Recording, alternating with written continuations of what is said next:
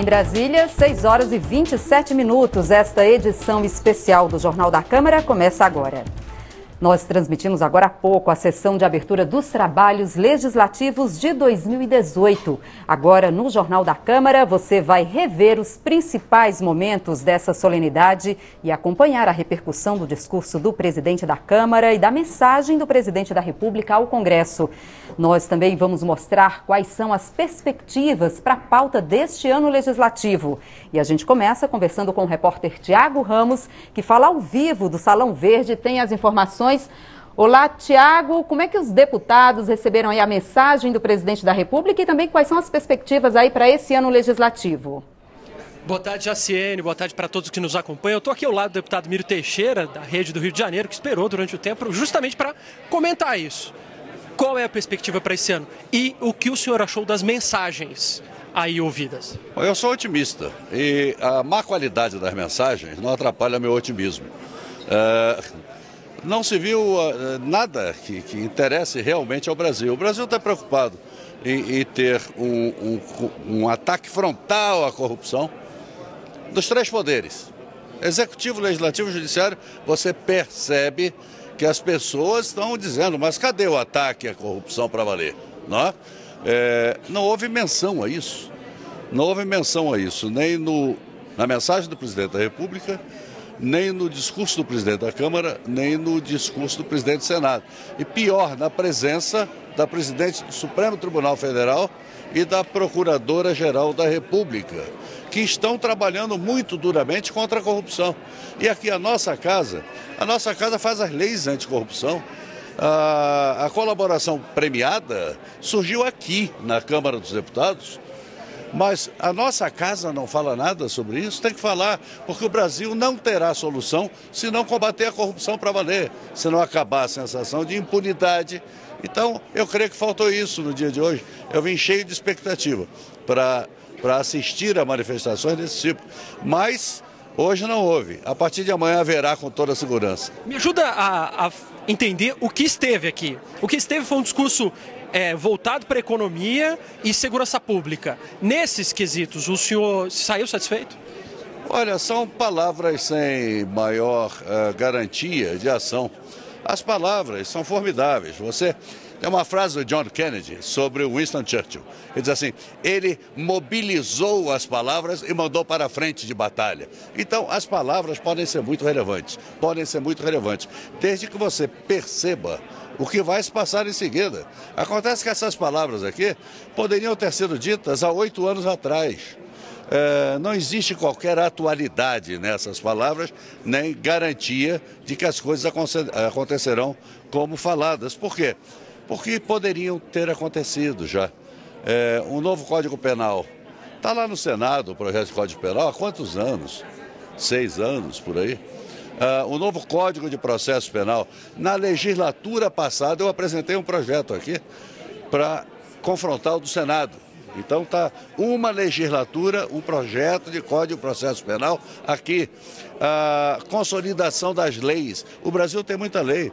E a ninguém é dado desconhecer a lei, né? Isso é impossível.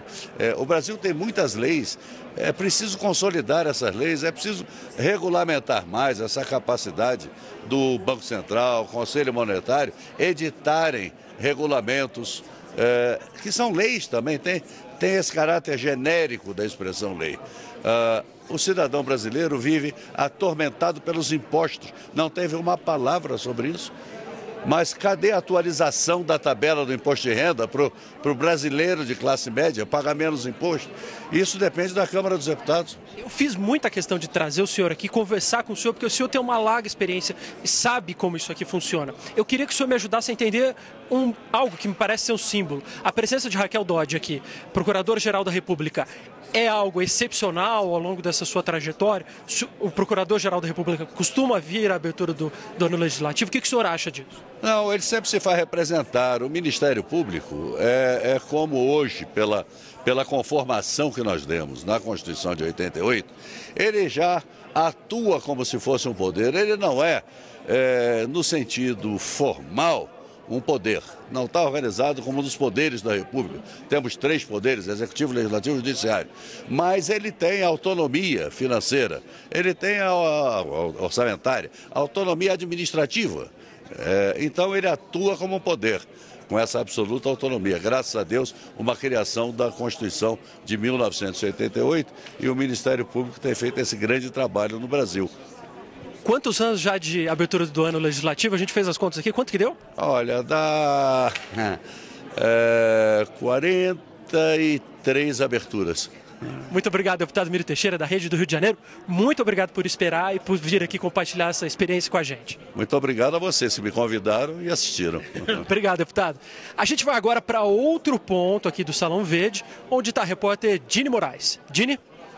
Boa tarde, Tiago. Boa tarde a todos que nos acompanham agora ao vivo. Enfim, a gente acabou há pouco a cerimônia de abertura oficial dos trabalhos aqui do Congresso Nacional. Este que é o último ano desta legislatura, né? Lembrando que são 4 anos de mandato, este é o último ano, inclusive que tem eleições no segundo turno. No entanto, no discurso das autoridades ficou claro outra coisa. Foi mostrado um discurso bem afinado entre governo e legislativo, tendo em vista que o Supremo Tribunal Federal não discursou, né? Apenas entregou um discurso por escrito aos chefes aqui, aos comandantes aqui do Congresso Nacional. Quem discursou foi o presidente do Congresso Nacional, o presidente da Câmara dos Deputados e o deputado Giacobo, que leu a mensagem do Executivo. É uma tradição, né? O Executivo, o governo federal, mandar uma mensagem para aqui a Câmara dos Deputados e o Senado Federal, listando aí quais são as principais prioridades para este ano pelos olhos do governo federal.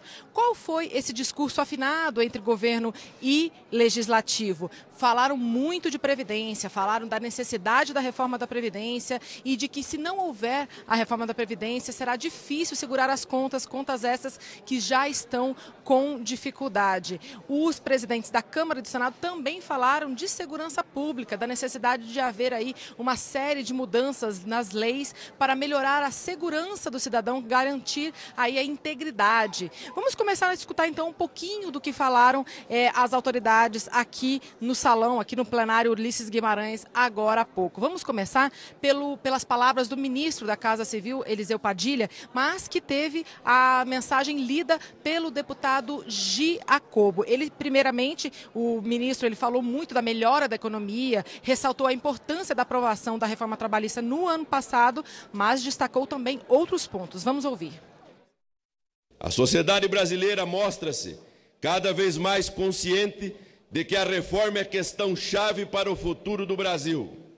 A reforma combate desigualdades, protege aos mais pobres, responde à nova realidade demográfica de nosso país e dá sustentabilidade ao sistema previdenciário.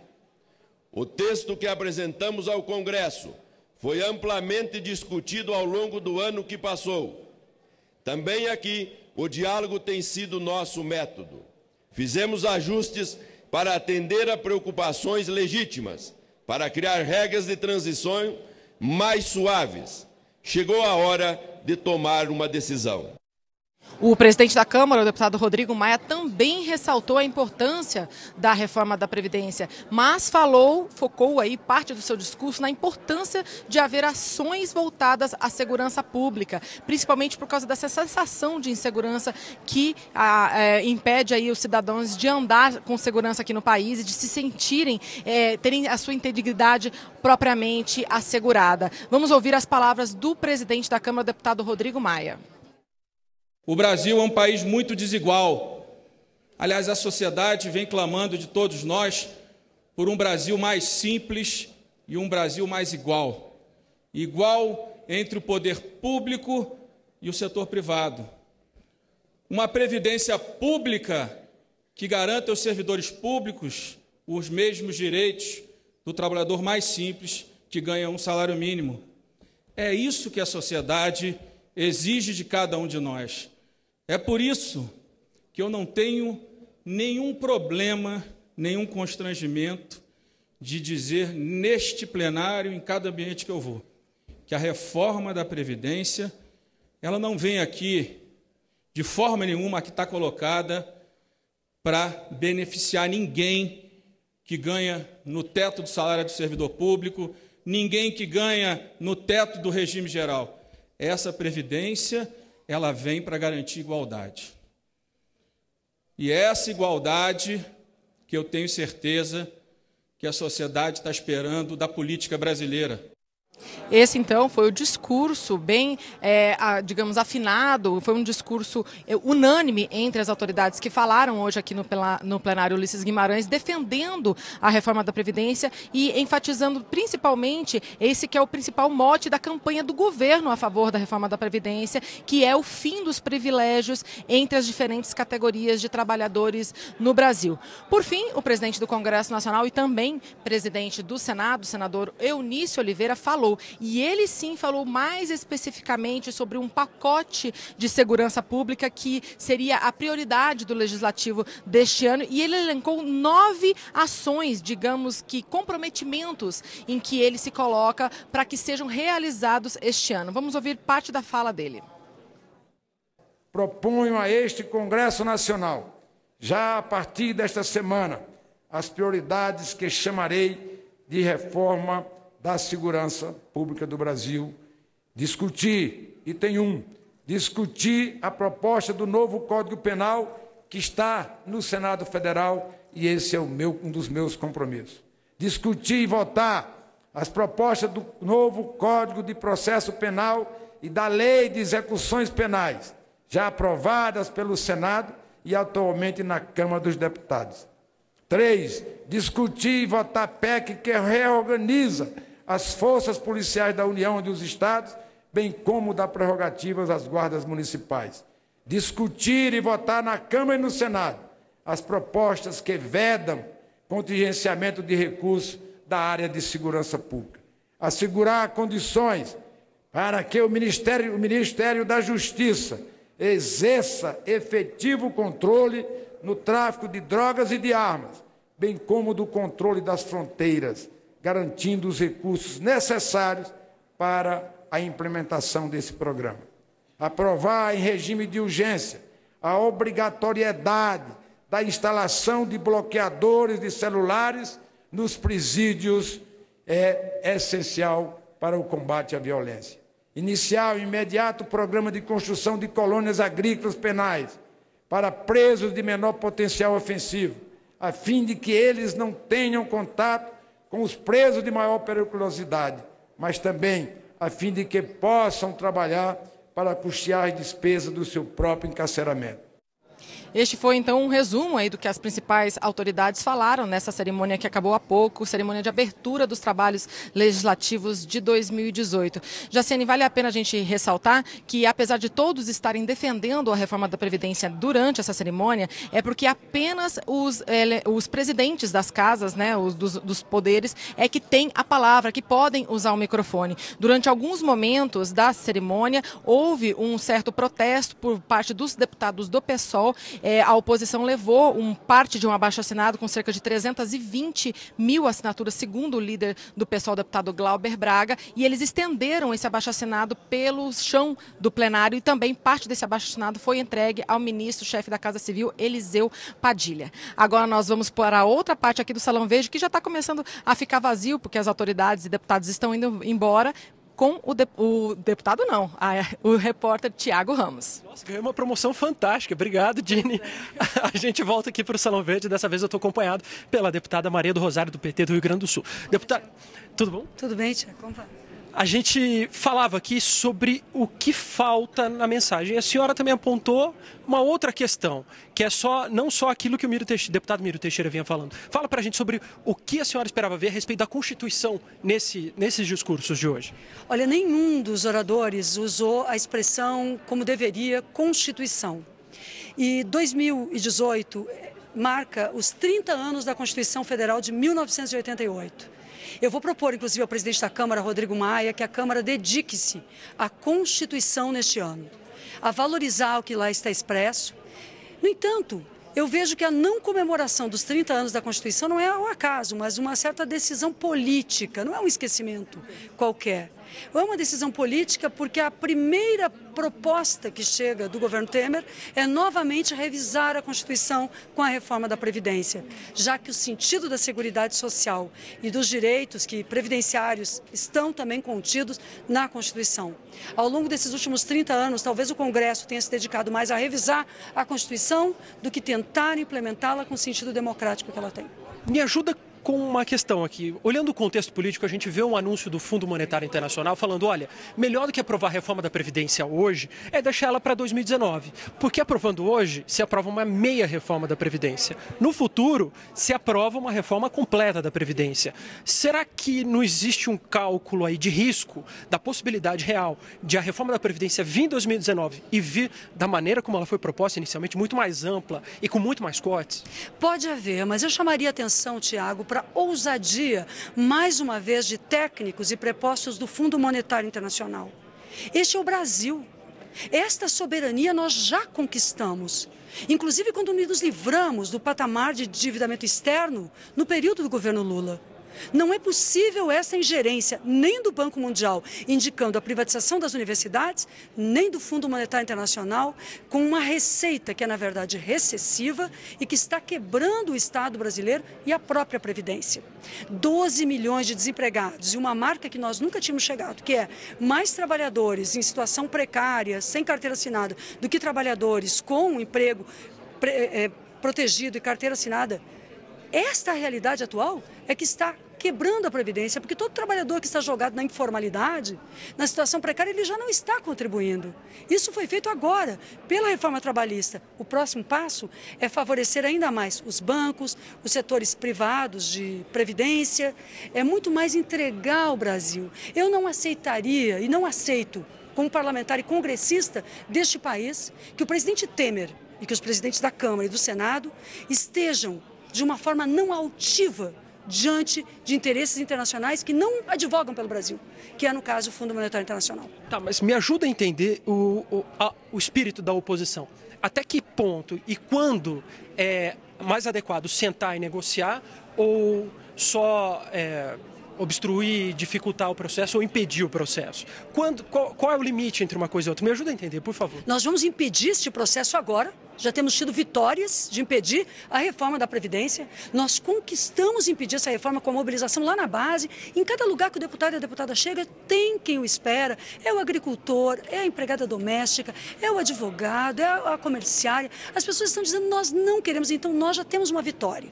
Não foi colocado na pauta, mas nós vamos nos preparar para ganhar as eleições de 2019. E em 2018, para impedir esta reforma em 2019. Não, para nós não é possível. E é isto que falta nos pronunciamentos. Rodrigo Maia, Eunício e mesmo a nota de conteúdo tão precário enviada pelo atual ocupante do Palácio do Planalto, Michel Temer, mesmo a nota escrita, elas não tratam do verdadeiro problema do Brasil, que é essa crise institucional que engolfou todos os poderes. Ou ninguém vê que há um mal-estar entre a presença de uma Carmen Lúcia, como presidente do Supremo, ao lado de Eunício e de Rodrigo Maia. Ninguém vê no rosto de Raquel Dodge, ninguém vê que as instituições não estão num bom diálogo sobre o projeto de Brasil. Só há uma forma do Brasil voltar a ter crescimento e condições adequadas de se desenvolver, é a democracia. E essa democracia é só com voto. E o voto é nas urnas. Agora, não há legitimidade, nem nesta Câmara, que o povo não aceita, que deveria querer e gostar, que deveria ser mediadora dos problemas. A Câmara deixou de ser quando fez um impeachment sem crime. E eu quero aproveitar e dizer a vocês, na minha opinião, tentar impedir o presidente Lula de ser candidato é mais uma forma de golpe, é mais uma etapa em tudo isso. Então é preciso ter eleições livres, que se candidate o presidente Lula e que se decida nas urnas quem vencerá. Deputada Maria do Rosário, muito obrigado pela sua participação. Um bom ano a todos. Vocês assistam a TV Câmara, um canal independente feito não por nós que somos parlamentares aqui, por um tempo das nossas vidas, mas feito como TV pública. Parabéns, assine embaixo. Thiago, e a vocês. Obrigado, deputada. Agora é com você, Jace. Certo, Tiago, muito obrigada aí pelas informações. E a reforma da Previdência, renegociação da dívida dos estados, privatização da Eletrobras. O ano legislativo começa com muitos temas polêmicos na agenda do plenário Ulisses Guimarães, como mostra a repórter Dini Moraes. O O ano legislativo está só começando, mas o plenário já está cheio de decisões para tomar. Decisões que impactam a vida de todos nós brasileiros. Desenvolvimento das cidades, serviço público, meio ambiente, energia, trabalho, tecnologia, impostos, dívidas, dinheiro. Esses são alguns dos temas das medidas provisórias que já esperam avaliação do Congresso Nacional. São 20 na fila até agora. Foram editadas pelo governo federal no final do ano passado para cá e já estão em vigor. Mas para virarem leis permanentes, precisam da aprovação de deputados e senadores. Algumas medidas provisórias são bem polêmicas. Uma está até suspensa pela Justiça. É a que anulava o reajuste dos servidores públicos federais. Mas outras MPs estão com o prazo correndo com a volta dos trabalhos no Legislativo. As duas primeiras já estão na pauta do plenário da Câmara. Uma dá mais tempo para as empresas que administram rodovias federais tirarem do papel as melhorias previstas. E a outra facilita que estados renegociem suas dívidas com o governo federal. As duas têm validade até o fim deste mês. Observem, tudo por medida provisória. Isso vai gerar custo de governança, de governabilidade para o governo. Muitos assuntos fortes, muitos assuntos polêmicos e que não necessariamente serão bem-sucedidos simplesmente pelo fato de serem por medida provisória. Mas a maior expectativa de votação no plenário da Câmara é de uma polêmica que vem mobilizando a política há meses: a reforma da Previdência. A proposta quer mudar a Constituição, criando uma idade mínima para aposentadoria e alterando o cálculo do valor de quantas pessoas vão receber. Ano passado, o governo não conseguiu apoio suficiente para colocar o texto em votação. E isso porque, para ser aprovado, precisa de pelo menos 308 deputados favoráveis em 2 votações. Agora, a base governista se diz otimista. Só que os contrários também. Se o nosso propósito é aprovar a reforma da Previdência, a partir de agora, qualquer modificação no texto tem que estar diretamente relacionada a novos votos em apoio ao projeto, porque o projeto é fundamental para o Brasil. O governo hoje tem menos votos do que tinha em dezembro. O presidente Rodrigo Maia havia anunciado um calendário com a leitura da emenda aglutinativa no dia 6, na terça-feira, e agora, quando foi apresentada a pauta da semana, não está a reforma da Previdência.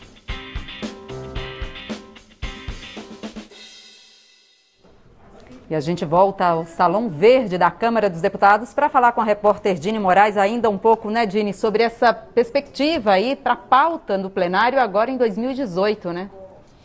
Oi, Jaciene. Assim como a gente viu na reportagem que a gente tinha preparado aí com antecedência, já 2 medidas provisórias dessas 20 que já estão tramitando aqui no Congresso Nacional, 2 já estão na pauta do plenário da Câmara dos Deputados e elas estão previstas para amanhã. Lembrando que hoje é a abertura dos trabalhos do Legislativo, mas hoje é apenas uma cerimônia, um ritual, uma tradição aqui do Congresso, né? As votações, de fato, elas começam amanhã e já começam com essas 2 medidas provisórias. Vamos lá. A primeira, ela trata das rodovias federais concedidas, aquelas que foram repassadas a empresas privadas para fazer melhorias, geralmente tem pedágio, né? Bom, o que essa medida provisória ela permite? Ela permite que a empresa faça uma reprogramação dos investimentos previstos, uma reprogramação ao longo de 14 anos, ou seja, dá mais prazo para que esses investimentos previstos inicialmente sejam feitos.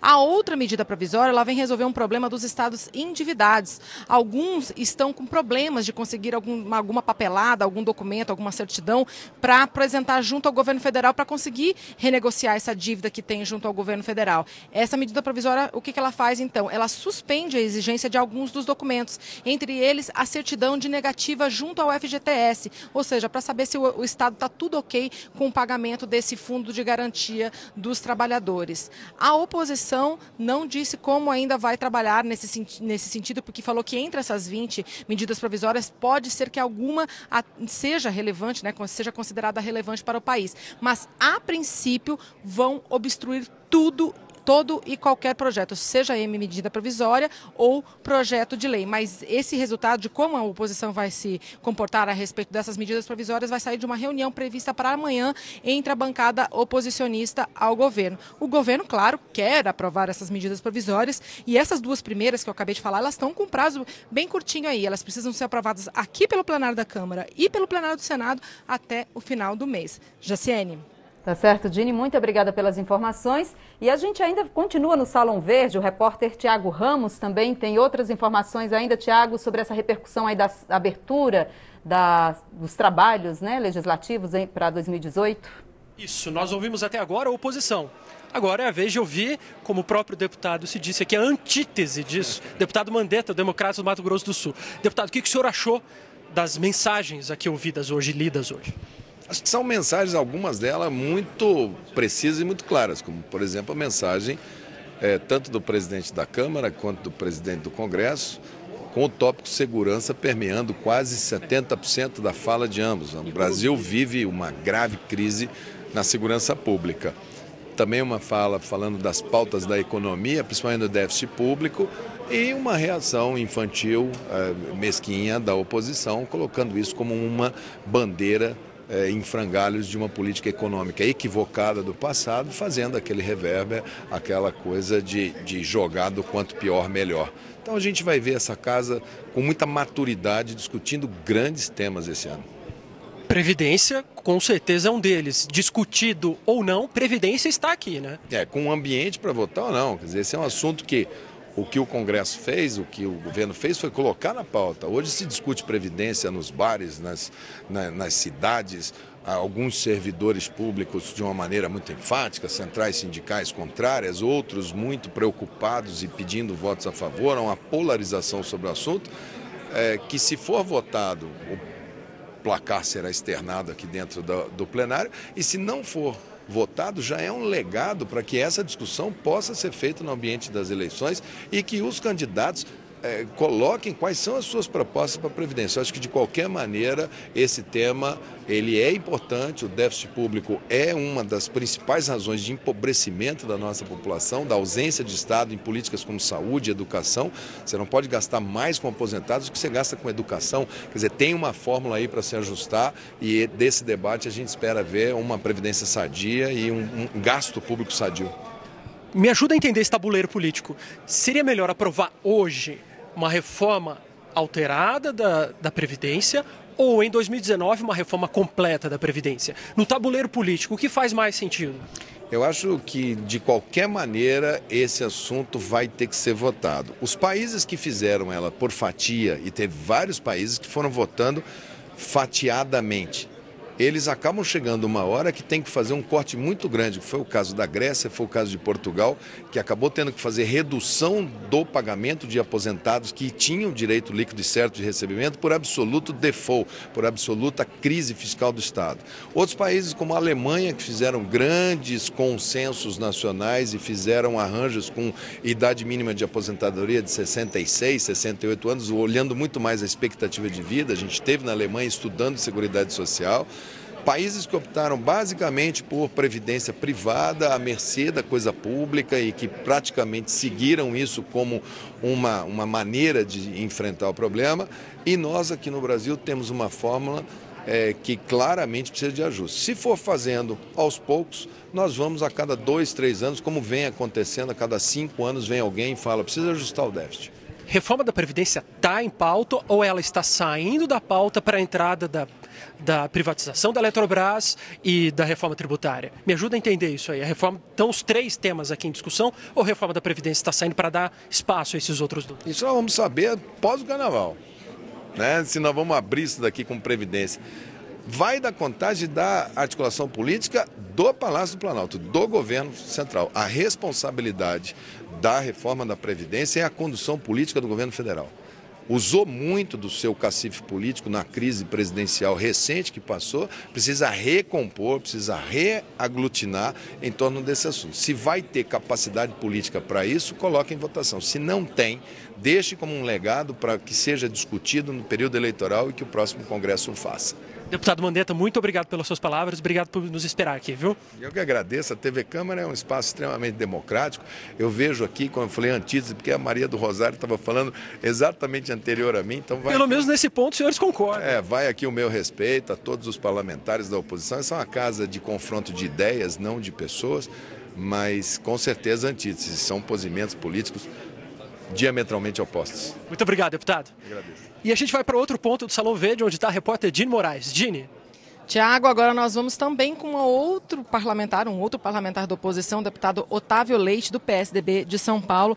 Deputado, o senhor fez uma cara, quem foi? Não, eu gosto muito de São Paulo, mas eu fui eleito pelo Rio de Janeiro. Perdão, ele é do Rio de Janeiro, é claro. Inclusive, um dos temas que foram tratados hoje, aqui nas mensagens dos principais, dos comandantes aqui da Casa do Legislativo, foi justamente essa questão da segurança pública, que é um tema muito caro para os parlamentares do Rio de Janeiro. Eu, particularmente, já acompanhei algumas viagens parlamentares de comissões aqui junto com a bancada, inclusive com o senhor, né? Óbvio que o senhor é do Rio de Janeiro, a gente já está sabendo. Mas vamos lá, falando de segurança pública, que é esse tema tão caro para o Rio de Janeiro que passa por uma crise de segurança pública. Esse pacote previsto pelo senador Eunício Oliveira, é possível se trazer realmente uma segurança para, como ele falou, trazer uma integridade para o cidadão?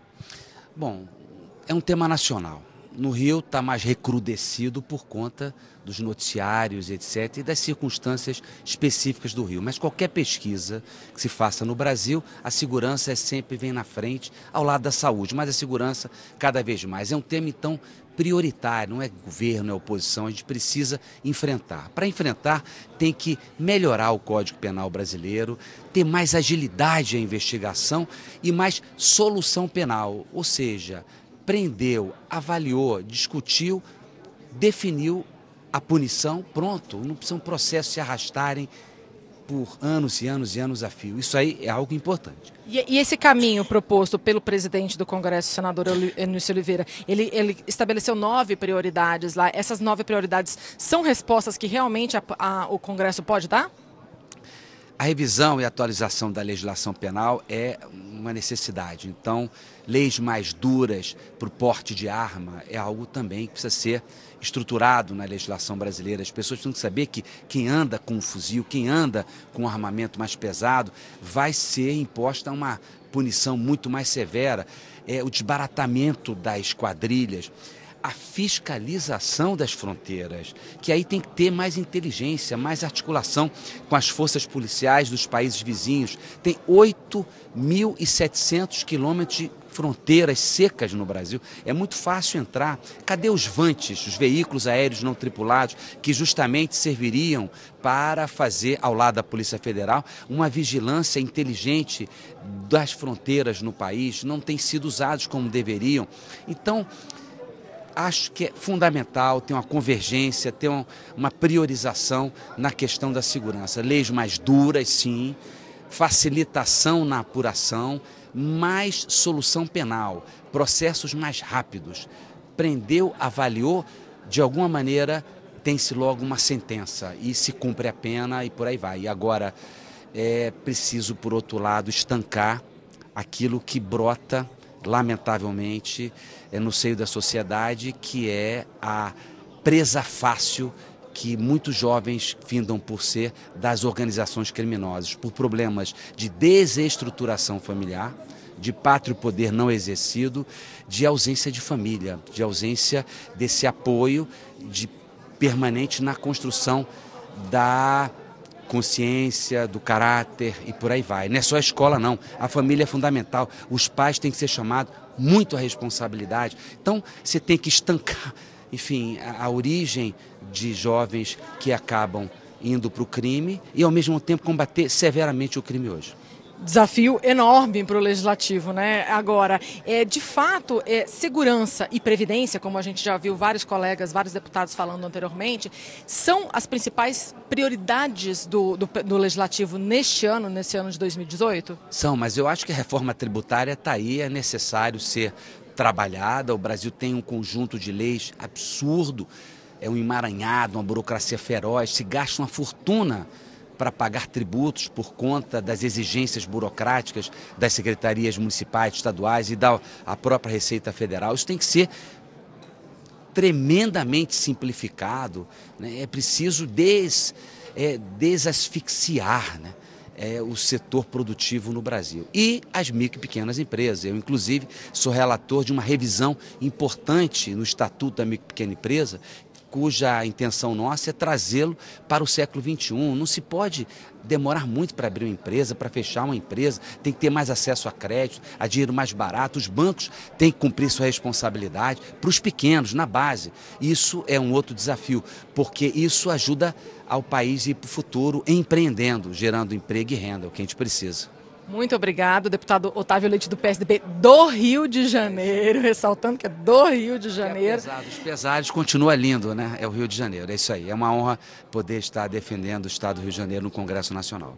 Muito obrigada por esse bate-papo agora aqui com a TV Câmara. Bom, o deputado, inclusive, ressaltou mais um aí também dos pontos elencados pelas autoridades aqui dos três poderes, que é essa questão econômica, então envolvendo também a questão das micro e pequenas empresas, como o próprio deputado disse. Bom trabalho agora legislativo, um bom ano de 2018 para o senhor e grandes expectativas é com você, Jaciene. Tá certo, Dini, muito obrigada aí pelas informações. Dini Moraes, também Tiago Ramos, trazendo aí toda a repercussão da abertura do ano legislativo, né? A repercussão dessa sessão solene que marcou a abertura do ano legislativo de 2018.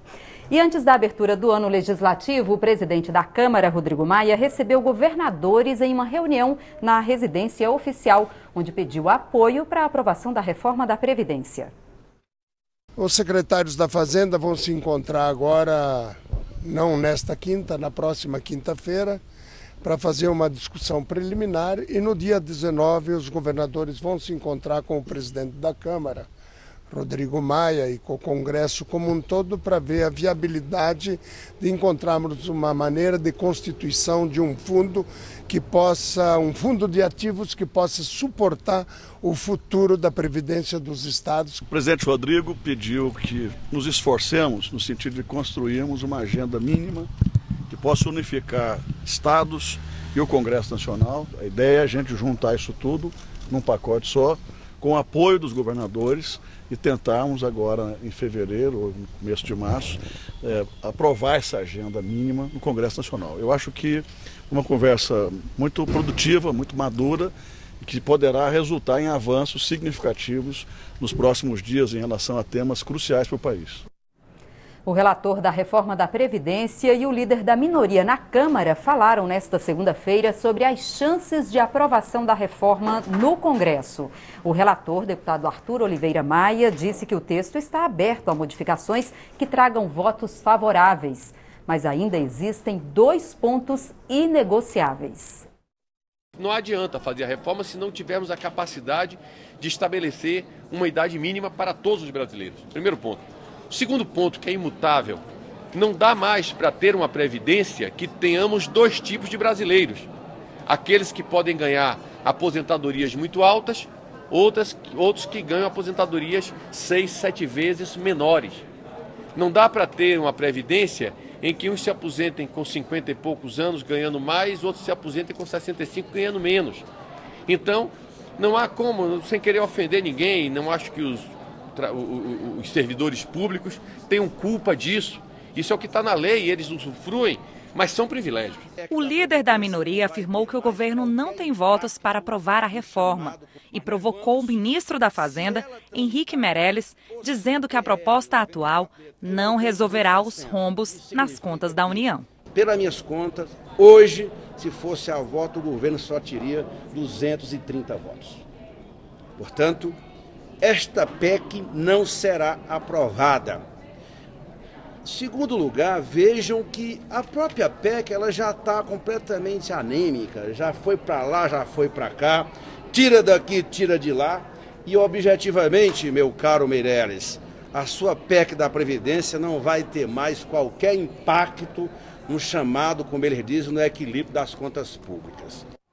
O líder da minoria disse também que a luta contra a privatização da Eletrobras e contra o contingenciamento de 16 bilhões e 200 milhões de reais no orçamento da União serão as outras prioridades da oposição no início dos trabalhos legislativos. E para que tudo ficasse pronto a tempo da cerimônia de abertura do ano legislativo, o trabalho começou cedo aqui no Congresso Nacional. O nosso repórter cinematográfico, Flávio Estevam, acompanhou tudo. E você vê agora as imagens exclusivas que ele captou.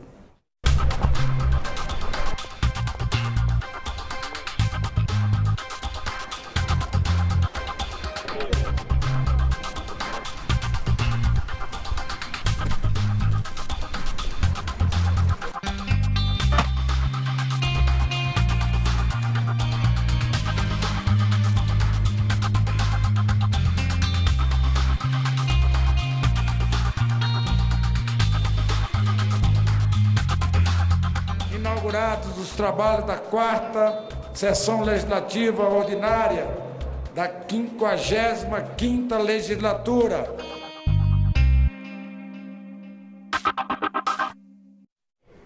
E com a retomada dos trabalhos aqui na Câmara, deve recomeçar também a discussão de vários assuntos em algumas comissões. Nós separamos 5 propostas que estão mais adiantadas e que em breve podem ser aprovadas. A proposta mais adiantada é a da licença maternidade. O texto original tratava apenas do afastamento do trabalho da mãe de um bebê prematuro, aumentando esse tempo pelos dias em que o bebê ficar internado. O relator também incluiu na proposta direitos para os fetos desde a fecundação. Grupos contrários ao aborto apoiam a ideia. O texto principal já foi aprovado. Falta apenas a análise dos destaques, ou seja, das sugestões de mudanças no texto. Como elas ainda podem mudar bastante o projeto, a polêmica sobre o aborto ainda não terminou. Não, estou falando com vocês, estou falando com a deputada. Comissão também adiantada é a dos planos de saúde, onde corre o prazo para que os deputados façam sugestões de mudanças no relatório. Saiu do texto a possibilidade de aumento da mensalidade em 5 parcelas a partir dos 59 anos de idade. As mudanças nos planos de saúde são complexas e o relator trabalha por um acordo para a votação. Outro texto já publicado é o das moedas virtuais. A ideia é que o Banco Central defina regras para a negociação não só das moedas, mas também das milhas aéreas. Ainda há prazo para que os deputados façam sugestões de mudanças no texto. 2 comissões devem ter os relatórios apresentados em breve. Uma delas é a que cria o teto remuneratório no serviço público. O projeto restringe o pagamento, por exemplo, de verbas indenizatórias. A outra é a comissão do Fundeb. O fundo transfere recursos para estados e municípios investirem em educação e responde por mais da metade daquilo que é investido em educação básica, ensino fundamental e ensino médio. Originalmente, o Fundeb deveria acabar em 2020. A ideia é tornar o fundo permanente. Se você reparar bem, todos esses temas aí citados estão em comissões especiais. Mas vale lembrar que a Câmara tem também 25 comissões permanentes. Para essas, a história é um pouquinho diferente. As comissões permanentes ainda vão eleger presidentes e caberá a esses presidentes definir uma pauta de votação. Ou seja, pelo menos nesses casos, os principais temas de 2018 ainda podem mudar bastante. Esta edição termina agora. Para outras informações ou para rever nossas reportagens, é só acessar o nosso portal na internet. O Jornal da Câmara volta amanhã. Até lá. Tchau.